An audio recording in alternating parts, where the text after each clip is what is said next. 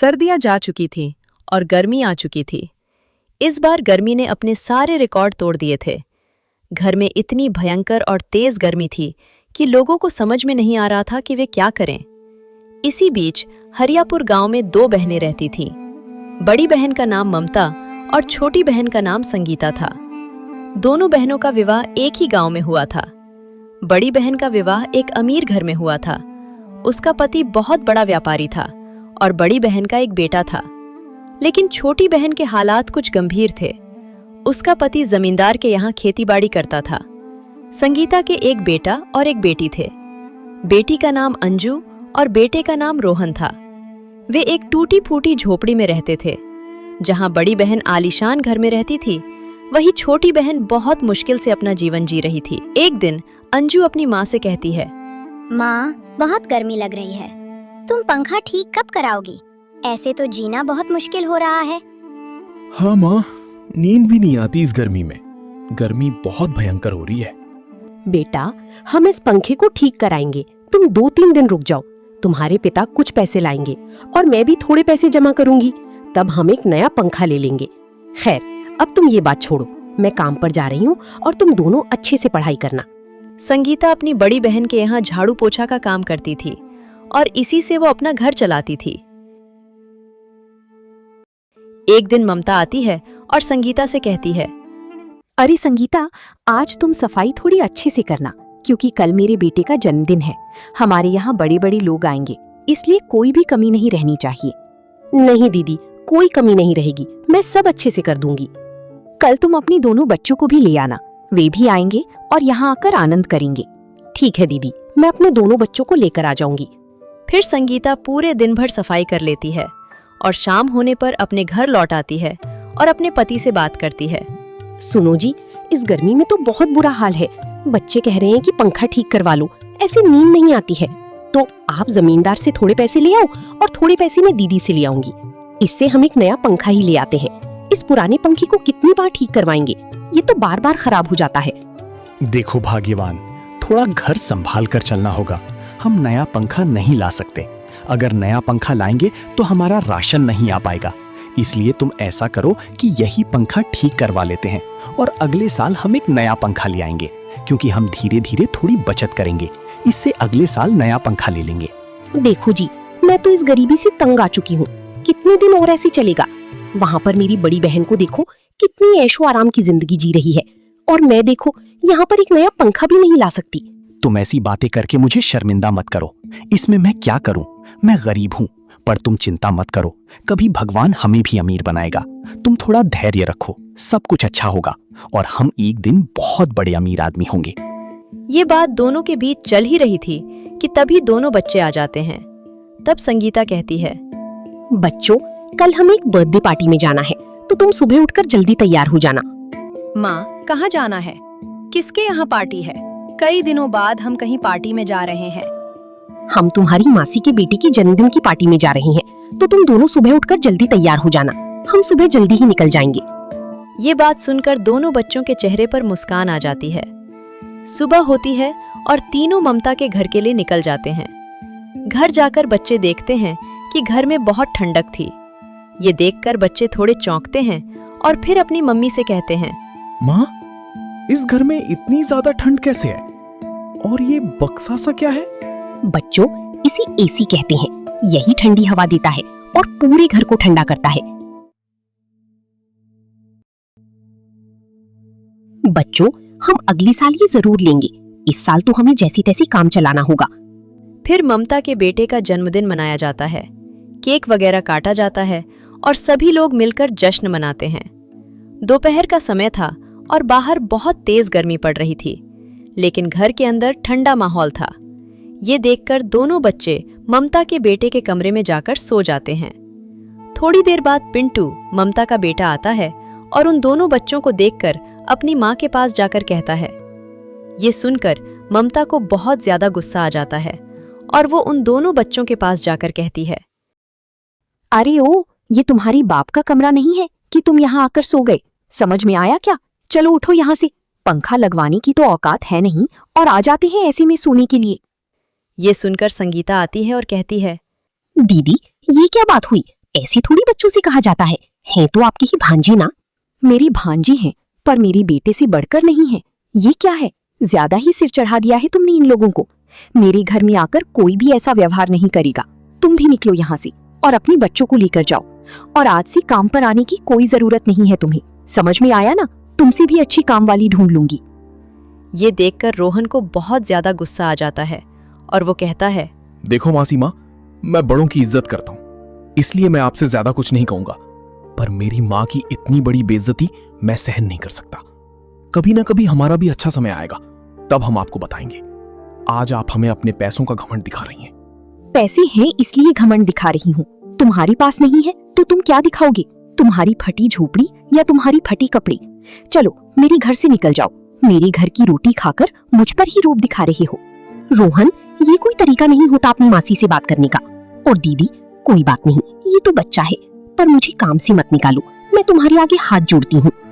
तुम मेरे आगे हाथ जोड़ो या कुछ भी करो, मैं तुम्हें काम से निकाल दूंगी, क्योंकि तुम्हारे बच्चों को बोलने की तमीज नहीं है।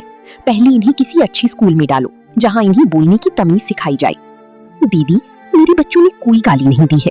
उन्होंने बस इतना कहा है कि उनकी माँ से ऊंची आवाज में बात मत करो। अगर आपको ये बुरा लगता है तो इसमें हम क्या करें? सच्चाई हमेशा चुभती है। और तुम हो कि तुम्हारी बच्ची ही सच्चाई के रास्ते पर चलती है। सिर्फ तुम ही सच्ची हो और बाकी सब झूठी हैं। अब बहुत ज्यादा हो रहा है तुम्हारा।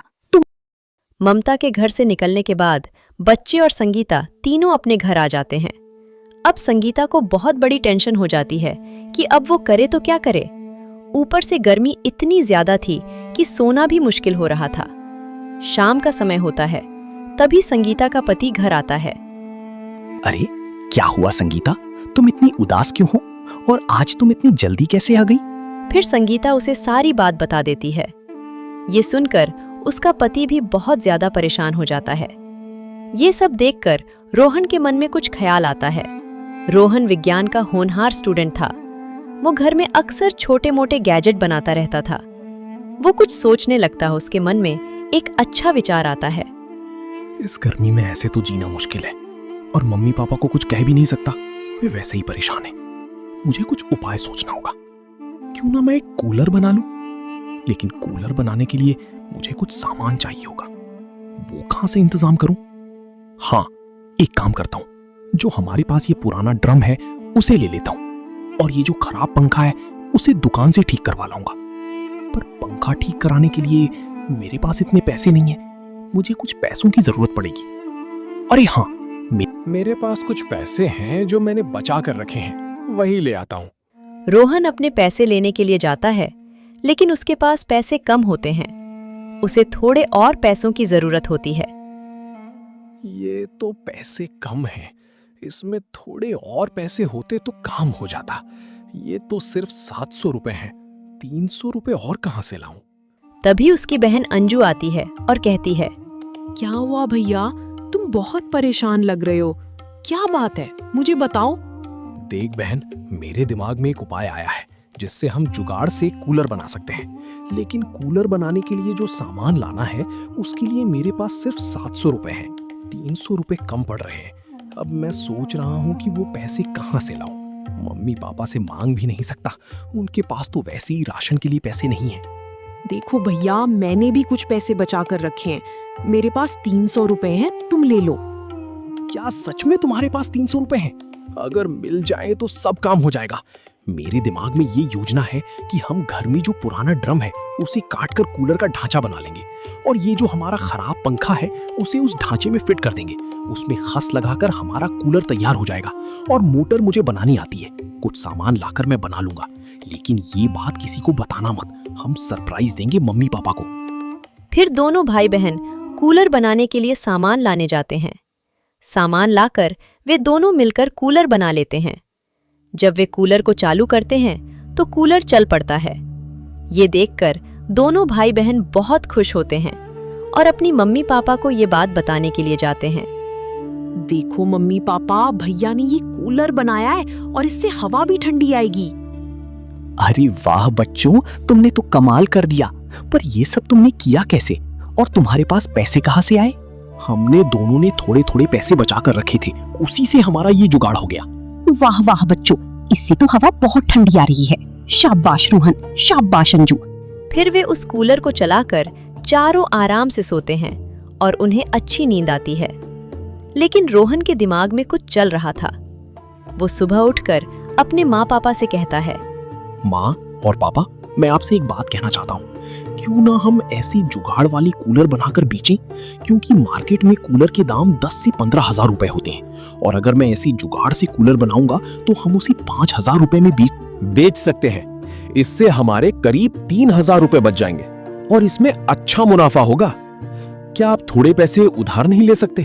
अगर पापा आप 10,000 रुपए उधार ले लें तो मैं ये बिजनेस शुरू कर सकता हूँ। इसमें बहुत ज्यादा मुनाफा होगा क्योंकि इस बार गर्मी बहुत ज्यादा है और ऐसे बहुत से गरीब लोग हैं जो 10-15 हजार रुपए वाला कूलर नहीं खरीद सकते, लेकिन ये जुगाड़ वाला कूलर जरूर खरीद सकते हैं।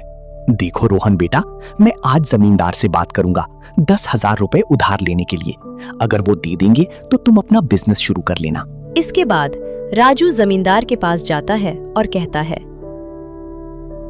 अरे जमींदार जी, मुझे आपसे एक काम है, आप मना मत करना, मैं आपके आगे हाथ जोड़ता हूँ। देखो राजू, अगर मुझसे हो सके ऐसा काम है तो मैं तुम्हें मना नहीं करूंगा। तुम बताओ क्या काम है? देखो जमींदार जी, मेरा बच्चा बिजनेस करना चाहता है। वो खुद के बनाए हुए कूलर बेचना चाहता है, इसलिए हमें थोड़े पैसों की जरूरत है। क्या आप हमें पैसे दे सकते हैं? तुम्हारा लड़का तो अभी बहुत छोटा है, उसे पढ़ाओ। मैं तुम्हें पैसों के लिए मना नहीं करूंगा, पर क्या तुम्हारा लड़का बिजनेस संभाल पाएगा? उसकी माँ भी बिजनेस में हाथ बटाएगी और उसकी बहन भी है। ऐसे मिलकर भी बिजनेस को आगे बढ़ाएंगे। अगर आप 10,000 रुपए दे सकते हैं तो दीजिए। ठीक है, मैं तुम्हें पैसे दे दूंगा, पर ये पैसे मुझे समय पर। जी जमींदार जी, मैं आपके पैसे समय पर लौट। जमींदार से पैसे लेकर रोहन 10 कूलर बनाता है और गांव के बाजार में अपनी माँ और बहन के साथ बेचने लगता है। ये अलग और विचित्र प्रकार के कूलर देखकर गांव वाले हैरान हो जाते हैं। वे रोहन के पास आते हैं और एक आदमी कहता है, अरे भैया, ये किस प्रकार के कूलर है? क्या ये ठंडी हवा देते हैं? हाँ चाचा, ये बहुत ज्यादा ठंडी हवा देते हैं। अरे बेटा, एक कूलर कितने रुपए का है? चाचा, एक कूलर 5,000 रुपए का है। क्या बेटा, सिर्फ 5,000 रुपए का? तो बेटा तुम मुझे एक कूलर दे दो। इस प्रकार रोहन का बिजनेस चलने लगता है। कूलर इतने सस्ते थे कि गांव वाले उन्हें खरीदने लगते हैं। धीरे धीरे उसका काम बढ़ता जाता है और वो भी एक अमीर आदमी बन जाता है। उसने एक अच्छा सा घर बनवा लिया और उसमें एसी भी लगवा लिया। ये सब देखकर राजू और संगीता बहुत खुश होते हैं। वहीं दूसरी तरफ ममता का बेटा न तो पढ़ाई में होशियार था, बल्कि आवारा घूमता रहता था। अब तो वो सिगरेट भी पीने लगा था और पूरी तरह बिगड़ चुका था। अगर ममता उसे कुछ कहती तो वो और ज्यादा गुस्सा हो जाता और कहता कि वो घर छोड़कर चला जाएगा। इसी डर से ममता उसे कुछ कह नहीं पाती थी। दूसरी ओर रोहन ने अपने बिजनेस को बहुत बड़ा कर लिया था और एक अच्छी जिंदगी जीने लगा था। वो गांव का सबसे अमीर आदमी बन गया था।